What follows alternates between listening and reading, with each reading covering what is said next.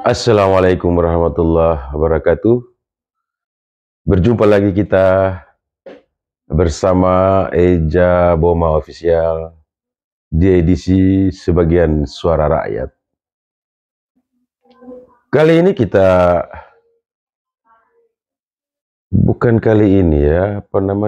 agak terganggu juga dalam beberapa hari ini tentang kebocoran data yang terjadi di KPK. Tetapi kita melihat orang-orang yang getol dalam hal pemberantasan korupsi sampai detik ini tidak ada suaranya. Padahal ini betul-betul riskan, miris kita melihatnya. Malah ada lagi omongan dari ketua Pak Alexander Marwata ya, mengatakan bahwa ini tidak apa-apa. Ada lagi kebocoran isi chat, SMS atau WA antara wakil ketua KPK yang baru dengan orang di kementerian, mau kerja, mau ini. Sangat miris kita melihat ini semua. Yang betul-betul sebenarnya mau ditunggu di sini ini sebenarnya ya seperti biasanya, yaitu ya pernyataan dari Pak Mahfud. Ya karena dalam beberapa kasus besar, dalam beberapa permasalahan bangsa ini, Pak Mahfud selalu menjadi maskotnya, bahwa dia yang betul-betul akan berjuang begitu. Nah, di dalam permasalahan ini, permasalahan gonjang-ganjing di KPK ini yang sebagian rakyat melihat bahwa hal ini cukup signifikan untuk disuarakan, malah tidak ada sama sekali suara dari Pak Mahfud. Ini sangat dibutuhkan sebenarnya sedikit suara dari Pak Mahfud untuk menyatukan netizen, melihat persoalan ini bukan biasa-biasa saja. Ini adalah persoalan yang serius, yang harus dicari akarnya, yang harus dibongkar seluas-luasnya. Ada apa di dalam sana, begitu. Biasanya kalau Pak Mahfud sudah bersuara atau sudah memberikan pendapatnya, agak sedikit terkonsentrasi, begitu. Seperti bagaimana Pak Mahfud coba berbicara tentang Pak Ferdy Sambo, Pak Mahfud coba berbicara menyangkut yang terbaru ini, 349 triliun ini. Wah, riuh di mana-mana. Sampai-sampai anggota DPR yang coba meluruskan benang kusut ini, sampai-sampai anggota DPR juga tetap salah. Karena begitu kuatnya pengaruh dari Pak Mahfud dalam pembentukan opini itu. Nah, opini yang dibutuhkan sekarang ini yang coba dibangun oleh mantan-mantan ketua KPK, Pak Abraham Samad, Pak Saud, apalagi Novel Baswedan. Ini semuanya bagi para buzzer, bagi para orang yang tidak bersimpatik, seolah-olah mereka cari panggung.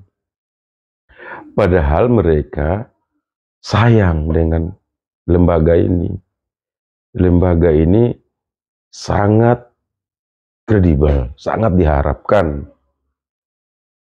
Memang ada pernyataan terbaru dari Pak Ketua KPK, yaitu Pak Firly, atas terjadinya OTT Wali Kota Bandung.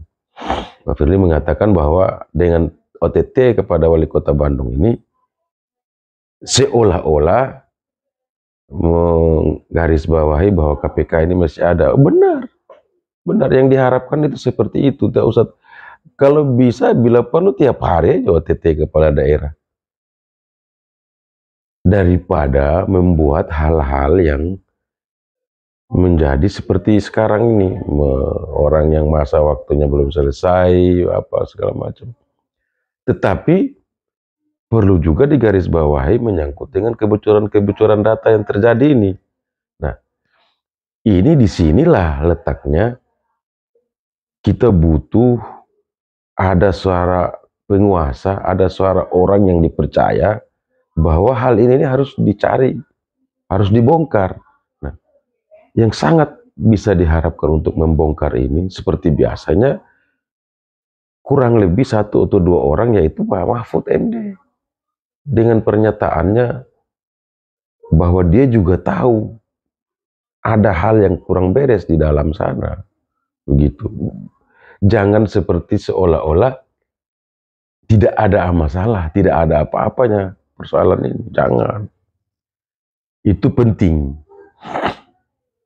Kalau kita bersuara, kita sebagian suara rakyat coba memberikan pendapatnya bahwa memang tidak ada di dunia ini manusia yang sempurna. Tetapi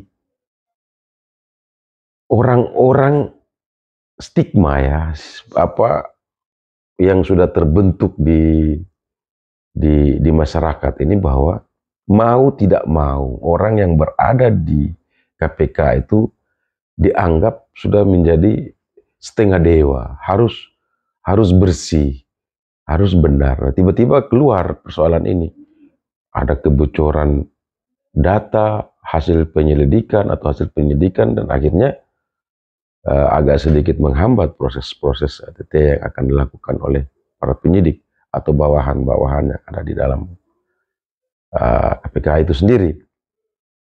Nah, seandainya kalau ada orang kuat yang seperti yang diharapkan seperti Pak Mahfud MD bersuara, ikut menyuarakan bahwa harus diusut tuntas kejadian itu, saya rasa mungkin bisa lebih baik, bisa lebih akan terang benderang persoalan ini.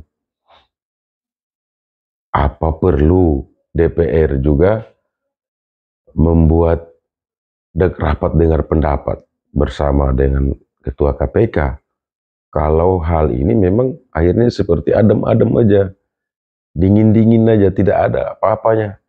Hanya satu dua orang yang coba berteriak, yang malah dituduh lagi ya, macam-macam gitu. Dari beberapa perbincangan yang kita coba sampaikan kali ini, kita coba mengerucutkan bahwa di mana kedudukannya, di mana sebenarnya Pak Mahfud berada.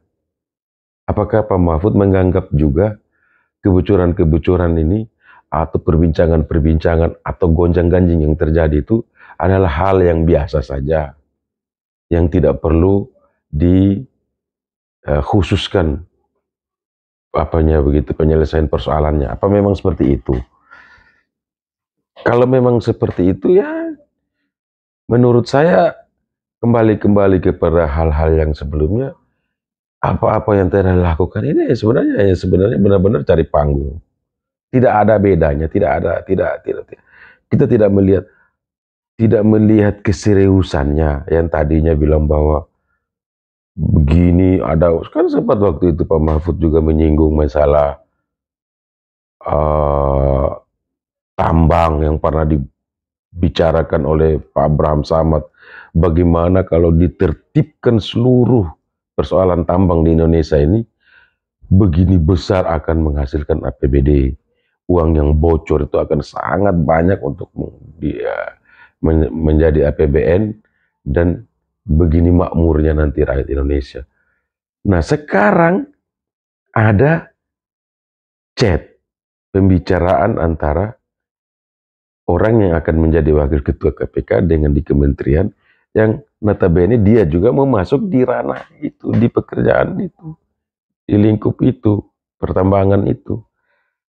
Loh, kok Pak Mahfud tidak bersuara? Kami sebagian suara rakyat ini sangat berharap Pak Mahfud coba ikut bersuara, memberikan pendapatnya, memberikan tekanannya, membuat pengaruhnya, membuat kuasanya, agar persoalan ini bisa menjadi terang benderang, dibongkar sampai ke akar-akarnya. Sekian, semoga bisa membantu kita untuk sama-sama memajukan bangsa dan negara ini. Terima kasih. Assalamualaikum warahmatullahi wabarakatuh.